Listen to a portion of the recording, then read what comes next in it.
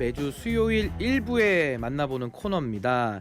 노영희 변호사, 김기훈 국민의힘 대변인과 함께 정치권 이슈를 이야기하는 노흥남매 시간인데요. 두 분 어서 오십시오. 네, 안녕하세요. 네, 이거 자꾸 듣다 보니까 정감이 갑니다. 노흥남매. 아니 근데 노흥남매 말고 다른 건 안 들어왔나요? 우리가 진짜 지난번에 말했는데 다른 거 들어왔나 한번 볼까요? 네, 없는 것 같죠? 안 들어왔습니다. 근데 저희 노흥남매 코너가 네. 장안의 화제인 건 맞습니다. 그래요? 뭐 예를 들면 뭐 유튜브의 조회수라든지 또 내지는 주변에서 이렇게 회자되는 내용들을 들어보니까 너무 이 코너가 좀 참신하다고. 그래요? 두 분의 케미가 아. 너무 잘 맞는다는 평가가 많습니다. 통과제리죠. 제가 맨날 당하는. 그래서 오늘도 한번 네. 저희가 다룰 내용들이 많기 때문에 한번 좀 바로 좀 들어가 보도록 할 텐데요. 어제 국민의힘 2차 경선 발표 있었습니다. 이제 결선에는 김문수, 한동훈 후보가 올라가게 됐는데요. 반탄 찬탄의 데스매치다라는 평가도 있고요. 국민의힘 경선은 블랙 코미디다라는 아주 부정적인 평가까지 공존하고 있습니다.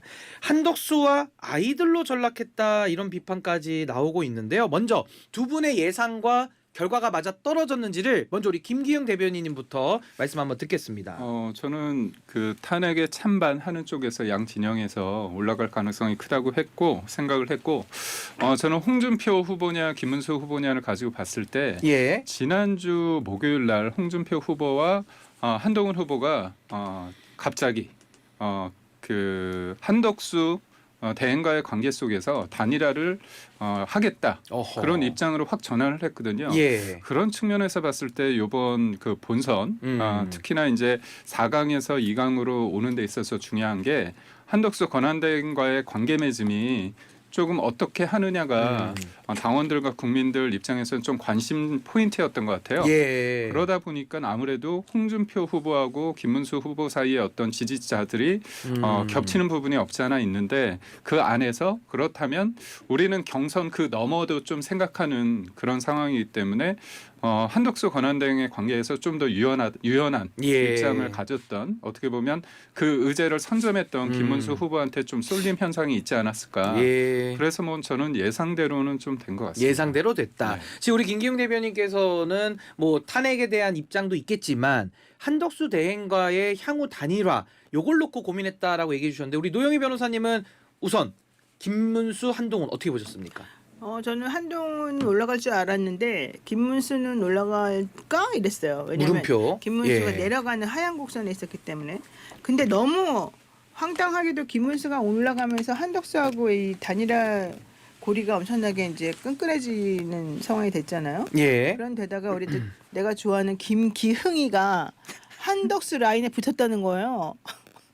그래요? 한덕수를 좋아한다고 그러지 않았어요? 좀 전에 들어오기 전에. 아니, 저는 내가 김문수 충격을 후보. 받았어요. 예. 네, 저번에 왜 아이고. 멀쩡해가지고 저렇게 됐을까? 특히 왜냐면 나는 한덕수 싫어하기 때문에. 예. 그리고 한덕수 씨가 되게 도의적이지 않다고 봐요. 네네. 한덕수 씨는 본인이 대행 자리에 앉은 순간 플레이어를 뛰면 안 되는 사람이거든요.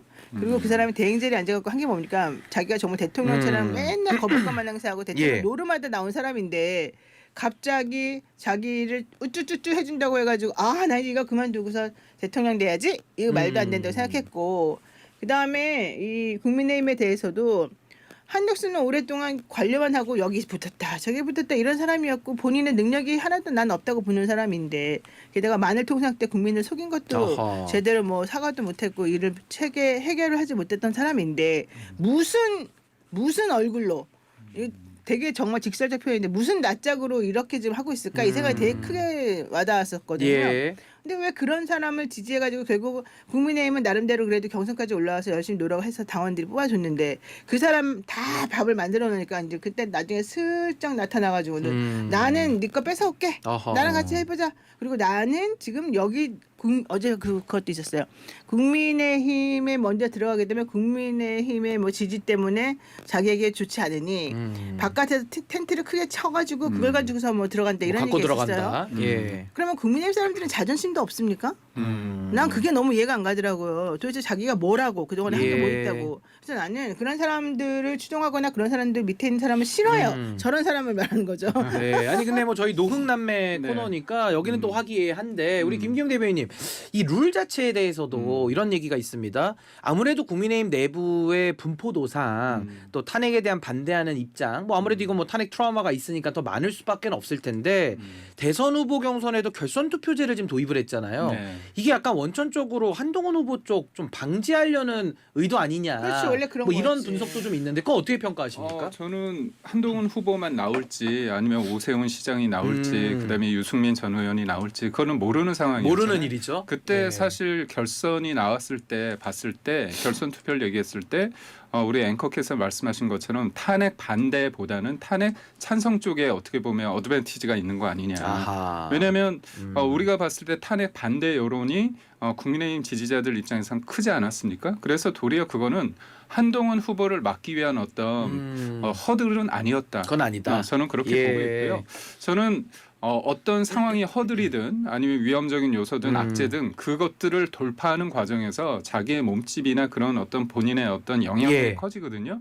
그런 측면에서 4강에서 안철수 후보가 들어왔을 때 굉장히 회자가 되지 않았습니까? 그래서 2강에 한동훈 후보가 또 올라왔기 때문에 저희는 뭐랄까요? 이른바 이제 그 후보 개개인의 면을 다 떠난 상태에서 그냥 그 내용적인 거 A, B라고 봤을 때 다른 진영의 사람들 소위 말해서 같은 것만 모였을 때는 좀 관심이 덜하지만 예. 다른 생각을 가진 사람들이 어떻게 하나가 되는 과정을 볼까 그런 관심도를 높이는 데 있어서는 굉장히 저는 주요하다.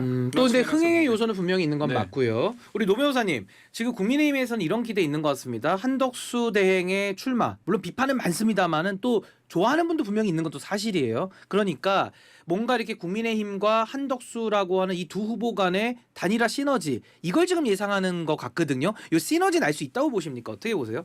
자기네끼리 이제 악어와 악어새 관계가 지금 형성이 되는 것 같고요.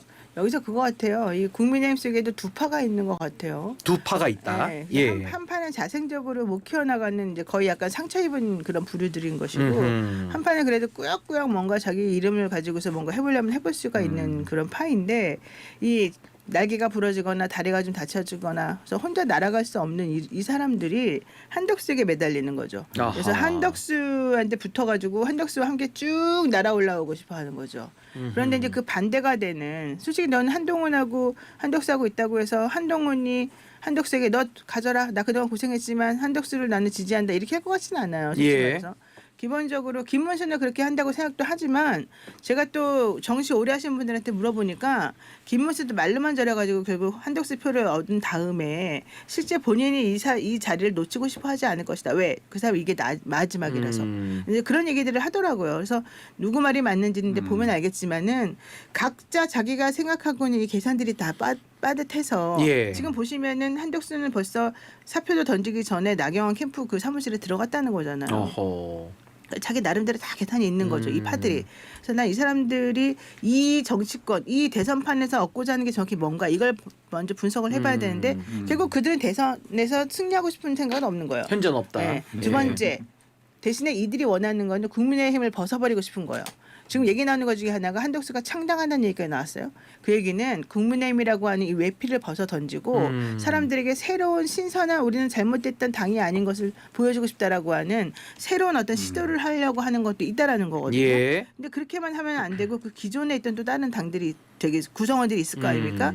왜냐하면 그 구성원들하고 이 동관계를 명확히 하지 않으면 여기가 사실 망가질 수 있거든요.